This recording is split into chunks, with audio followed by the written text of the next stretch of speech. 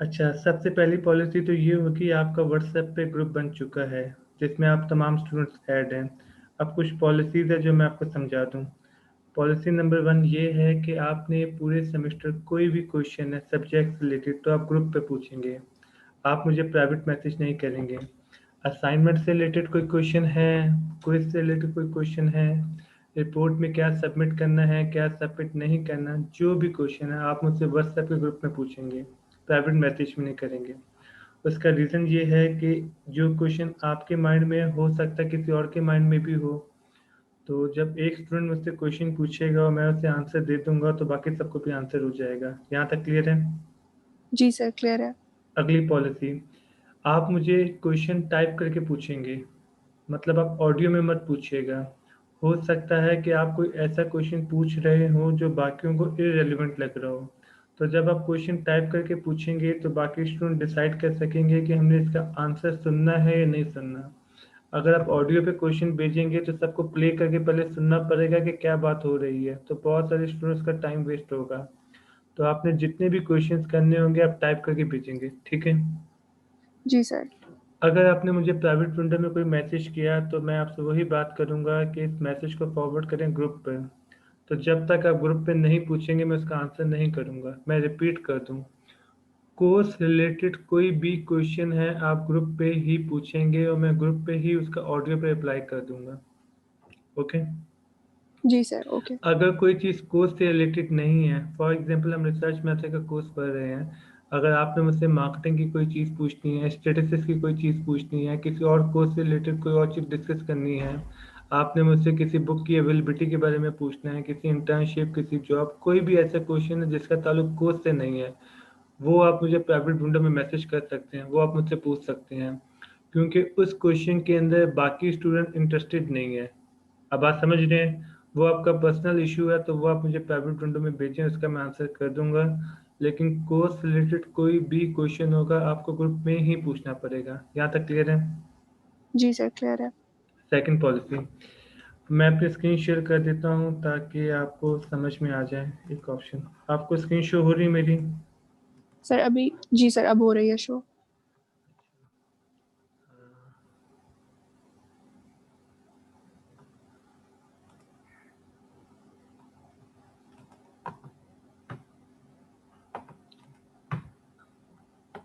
हम्म,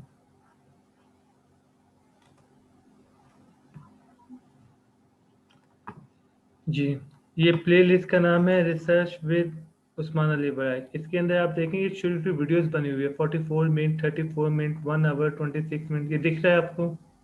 जी sir, दिख रहा है। तो मैं पूरी क्लास की एक वीडियो रिकॉर्ड नहीं करूंगा, मैं टॉपिक वाइज वीडियो रिकॉर्ड करता हूँ। मिसाल के तौर पे हमने एक क्लास के अंदर पढ़ा dependent variable, independent, mediating, moderating, 3 घंटे की वीडियो थी। अब कोई स्टूडेंट है जो मीडिएटिंग वेरिएबल के कंसेप्ट को समझना चाह रहा है, तो उसे उस 3 घंटे की वीडियो को देखना पड़ता है, बार बार फॉरवर्ड करना पड़ता है और ये कंफर्म करना पड़ता है कि जो पार्ट वो सीखना चाह रहा है वो वीडियो के किस पार्ट में है। तो उसका बहुत टाइम वेस्ट होता है। तो फिर मैं क्या करता हूँ, हर टॉपिक की अलग अलग वीडियो बनाता हूँ। हमने एक टॉपिक स्टार्ट किया, उसकी वीडियो बनाऊंगा, जैसे ही टॉपिक खत्म होगा वीडियो एंड, फिर न्यू टॉपिक के लिए न्यू वीडियो। इससे फ़ायदा ये होता है कि स्टूडेंट को रिवीजन करने में बहुत आसानी हो जाएगी। फाइनल से पहले अगर आप किसी टॉपिक को रिवाइज करना चाहते हैं तो उस टॉपिक पर पर्टिकुलर 15 या 18 मिनट की वीडियो आपके पास अवेलेबल होगी, तो आपको सिर्फ वही देखनी पड़ेगी। ये समझ रहे हैं आप? जी सर। तो आपके लिए क्या ईजी है ज़्यादा, कि मैं पूरा लेक्चर 3 घंटे का अपलोड करूँ या टॉपिक वाइज वीडियोस अपलोड करूँ? सर टॉपिक वाइज बेटर है। अच्छा, 3 घंटे की वीडियो में एक और बड़ा प्रॉब्लम ये भी हो जाता है, जैसे मैं अटेंडेंस मार्क कर रहा हूँ या आप लोग प्रेजेंटेशन दे रहे हैं, ये सारी वो चीज़ें जो कोई देखने में इंटरेस्टेड नहीं है, तो टाइम वेस्ट होगा। क्योंकि जब आप दोबारा से वीडियो देख रहे होंगे तो जो 5 मिनट अटेंडेंस मार्क करने में लगे, 15-20 मिनट आपकी प्रेजेंटेशन में लगे, इसका कोई फ़ायदा नहीं है। तो मैं सिर्फ वीडियोस वो अपलोड करूँगा जिसके अंदर मैं कंसेप्ट डिस्कस कर रहा हूँ। जो यहाँ वहाँ की बातें हैं प्रेजेंटेशन से रिलेटेड या फिर प्रोजेक्ट से रिलेटेड, वो मैं अपलोड नहीं करता, क्योंकि स्टूडेंट देखेगा तो उसका टाइम वेस्ट होगा। समझ रहे हैं आप? जी सर। अच्छा, फिर आप एलएमएस पे आ जाते हैं। हम्म, मैं आपको लास्ट सेमेस्टर का दिखा देता हूँ ताकि आपको आइडिया हो जाए किस तरह चलेंगे हम लोग। आपका तो L M maximum business plan all 2000। जी, ये लास्ट सेमेस्टर का है। तो ये देखें, आपका भी मैंने यहाँ पे व्हाट्सएप लिंक अपलोड कर दिया है, जूम क्लास का लिंक भी अपलोड कर दिया है, ठीक है। तो आप इस आईडी पे क्लिक करके जूम की क्लास ज्वाइन कर सकते हैं। इसके अलावा यहाँ पे मैंने बुक्स अपलोड कर दी हैं, तो आपके सेक्शन में बुक्स अपलोड कर दूंगा। तकरीबन 10 से 12 बुक्स है जो हम लोग यूज़ करते हैं इस कोर्स के अंदर, तो वो तमाम के तमाम यहाँ पे मैं अपलोड कर दूंगा। जो नोट्स मैं आपको प्रोवाइड करूंगा उसके अंदर पेज नंबर आगे लिखे होंगे कि कौन सा कंसेप्ट मैंने किस पेज नंबर से लिया है। मिसाल के तौर पे हम एक कंसेप्ट पढ़े हाइपोथेसिस का, और मैं आपको नल हाइपोथेसिस की डेफिनेशन देता हूँ, कोई कंसेप्ट देता हूँ, तो कंसेप्ट के आगे लिखा होगा कि ये मैंने किस बुक और किस पेज से लिया है, ताकि अगर आप डिटेल में जाना चाहें तो आपको पता हो कि कौन सी बुक ओपन करनी है, उस बुक के किस पेज नंबर पे आना है। ये बात समझ में आती है आपको? जी सर, क्लियर है। इस लिंक के अंदर 12 की 12 बुक्स आपको मिल जाएंगी। अभी लास्ट सेमेस्टर का ये देखें, ये पहला लिंक दिख रहा है आपको? जी सर। ये पहले कंसेप्ट की वीडियो, ये सेकंड कंसेप्ट की वीडियो, ये थर्ड कंसेप्ट की वीडियो। ये मल्टीपल वीडियो इसलिए है क्योंकि मैंने टॉपिक वाइज वीडियोस अपलोड की हुई थी। क्लियर है जो बात अभी थोड़ी देर पहले मैं डिस्कस कर रहा था आपसे? जी सर, क्लियर है। ठीक है। नीचे पे चैट की अटेंडेंस थी कि जो भी आप लोग जूम पे चैट कर रहे हो तो उसकी डिटेल यहाँ पे वो सारा रिकॉर्ड में अपलोड कर देता हूँ। ये क्वेश्चन आंसर सेशंस हैं और ये डॉक्यूमेंट्स हैं। डॉक्यूमेंट्स मतलब ये जो भी पीडीएफ जो भी कंटेंट में यूज़ करूँगा वो यहाँ पे मैं अपलोड कर दूंगा, ठीक है। और ये question alright answer sir. Sessions यहाँ पे मेंशन क्यों किए गए हैं, ताकि इस टॉपिक से रिलेटेड कोई भी क्वेश्चन है तो आप यहाँ पे पूछ लें, मैं यहीं पे आपको आंसर कर दूंगा। मिसाल के तौर पे यहाँ पे हमने वेरिएबल पढ़ा, तो वेरिएबल से रिलेटेड कोई भी क्वेश्चन आप यहाँ पे आके मुझसे पूछेंगे और मैं यहीं पे आपको आंसर करूंगा। उसका फ़ायदा क्या है, अगर आप मुझसे व्हाट्सएप पे कोई क्वेश्चन पूछेंगे मैं उसका रिप्लाई कर दूंगा, तो 4 वीक बाद 5 वीक बाद आप उस टॉपिक को दोबारा पढ़ना चाहें तो आपको काफ़ी स्क्रॉल करके ऊपर जाना पड़ेगा। पॉसिबल आपको मिले, पॉसिबल आपको ना मिले।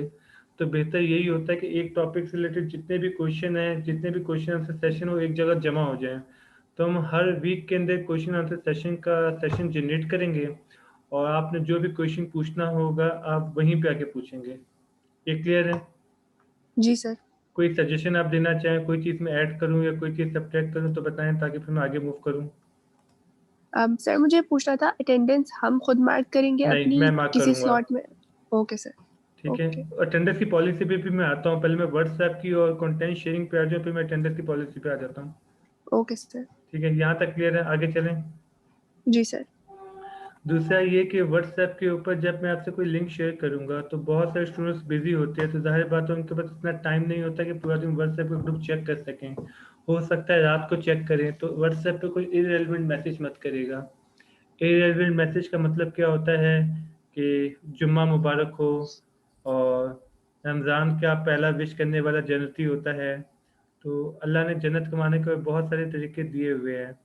तो यहाँ पे ऐसा कुछ मत करेगा कि साल की पहली मुबारकबाद और ऐसा वैसा फला शला। तो कोई भी इरेलीवेंट मैसेज जिसका कोर्स से कोई ताल्लुक नहीं है वो आप शेयर मत करिएगा, ठीक है। Okay sir. इसके अलावा थैंक यू, जज़ाकल्लाह, ये सब करने की भी ज़रूरत नहीं है। मिसाल के तौर पे मैं कोई बुक बुक का लिंक शेयर करूं, अब मैंने दिन में बुक का लिंक शेयर कर दिया, अब कोई स्टूडेंट रात को जॉब से वापस आता है, ग्रुप चेक करता है, उसको लिंक दिख जाएगा। अब प्रॉब्लम ये, अगर मैंने लिंक शेयर किया, क्लास में 42 स्टूडेंट हैं, हर कोई थैंक यू जज़ाकल्लाह कहना शुरू हो गया, तो वो जो मेन लिंक है वो काफ़ी ऊपर चला जाएगा। और पूरे दिन बाद जब कोई बच्चा व्हाट्सएप पर ग्रुप चेक करेगा तो उसको ड्रैग करके काफ़ी ऊपर जाना पड़ेगा, तो उसका बहुत टाइम वेस्ट होगा। तो ये सब की भी ज़रूरत नहीं है।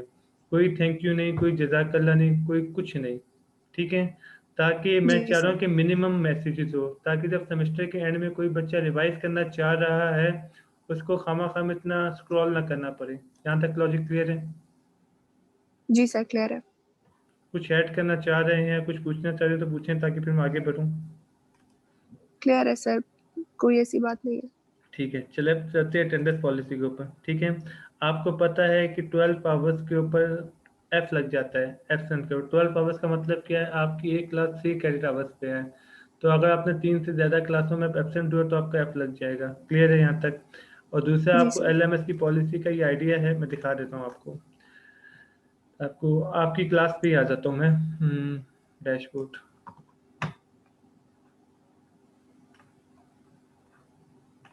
ये आपकी क्लास है, यहाँ पे मैंने अटेंडेंस का BBA all session attendance add कर दिया, ठीक है।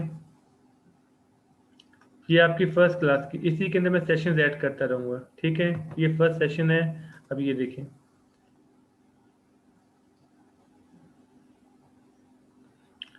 अब यहाँ पे ना अटेंडेंस में आपको 3 आवर्स का ऑप्शन होता है। मिसाल के तौर पे मैंने अटेंडेंस मार्क कर दी, प्रेजेंट मार्क कर दिया। अब स्टूडेंट्स को लगता है मेरी प्रेजेंट मार्क हो चुकी है, मैं क्लास छोड़ के जा सकता हूँ। ड्यूरिंग क्लास अगर मैंने दोबारा से किसी स्टूडेंट को कॉल किया और वो अवेलेबल नहीं हुआ, तो मैं 1 आवर के एब्सेंट मार्क कर सकता हूँ, 2 आवर के एब्सेंट मार्क कर सकता हूँ, समझ रहे हैं।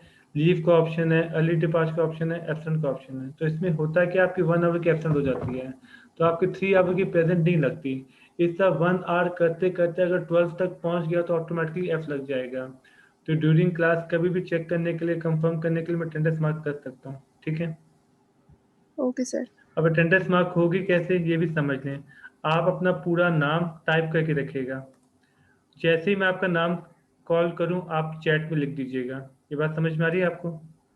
Yes sir. जब तक आपका नाम नहीं लूंगा, आपने चैट में उसे एंटर नहीं करना। जब मैं आपका नाम ले लूं तो फिर आप चैट में एंटर करेंगे।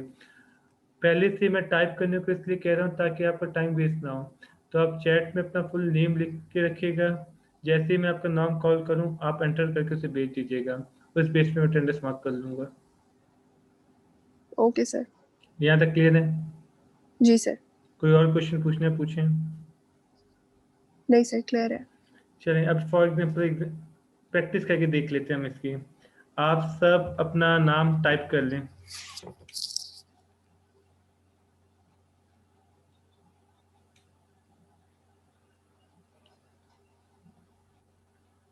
2 मिनट का टाइम है, आप सब अपना नाम टाइप कर लें, फुल नेम।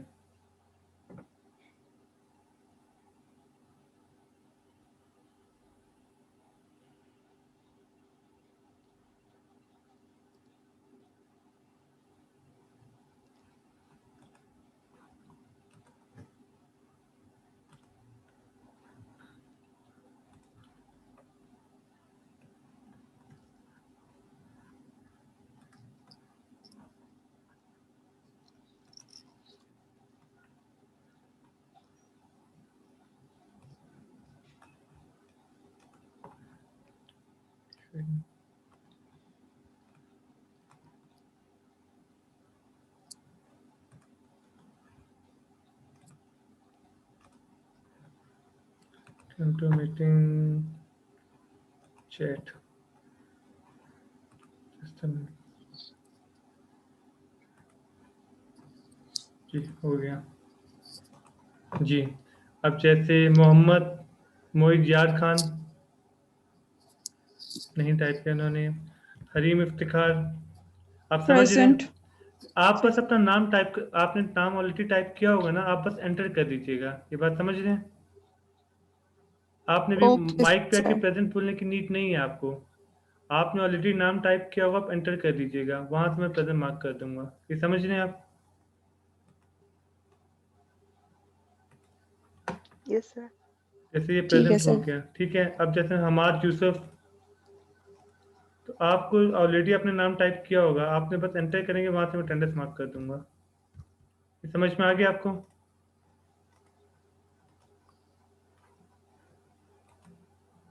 जी सर। ठीक, तो ये पूरा सेमेस्टर हम इस पॉलिसी को फॉलो करेंगे। और मैं फिर से रिपीट कर दूं, अगर एक दफ़ा मैंने अटेंडेंस मार्क कर दी तो ड्यूरिंग सेशन में दोबारा से अटेंडेंस मार्क कर सकता हूँ, ये कंफर्म करने के लिए कि आप अभी क्लास में है या नहीं है।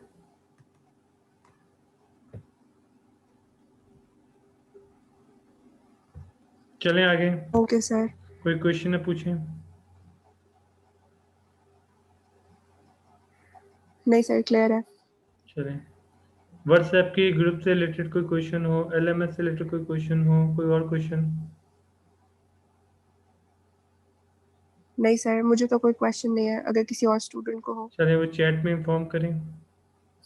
अच्छा, एक और प्रॉब्लम हो रहा है अभी। जैसे सफ़ान मारफानी ने मुझे प्राइवेट पे मैसेज किया है। पहली बात तो डायरेक्ट मैसेज कुछ मत करेगा। जूम पे एक ऑप्शन होता है एवरीवन का, तो एवरीवन के ऑप्शन पे चेक रखिएगा ताकि आप जो भी मैसेज करें वो तमाम स्टूडेंट्स देख सकें। दूसरी बात, जब तक मैं नाम कॉल आउट ना करूं, तब तक आपने एंटर नहीं करना। ये बात समझ रहे हैं। जब मैं अटेंडेंस में आपका नाम लूंगा तो आपने एंटर करना है, नाम कॉल आउट करने से पहले आपने एंटर नहीं करना। Okay sir. क्लियर है? जी सर। चलें फिर इस मीटिंग को मैं एंड कर देता हूँ, फिर जब टॉपिक स्टार्ट करेंगे तो फिर न्यू मीटिंग स्टार्ट करते हैं। मीटिंग एंड नहीं कर रहा,